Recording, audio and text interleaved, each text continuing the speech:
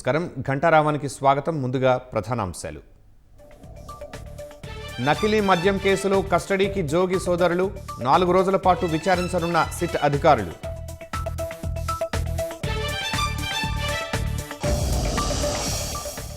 ₹6,787 కోట్లతో పంచాయతీల్లో అభివృద్ధి పనులు, రాష్ట్ర అభ్యున్నతే లక్ష్యంగా పనిచేస్తున్నామన్న పవన్.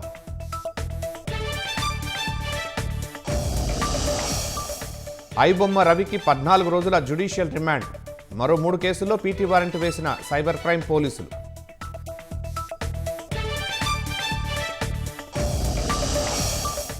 చెన్నైలో భారీగా H-1B వీసాల స్కామ్ జరిగిందన్న అమెరికా ఆర్థికవేత్త. భారత్కు జారీ చేసిన వాటిలో 90% నకిలీవని బ్రాడ్ ఆరోపణ.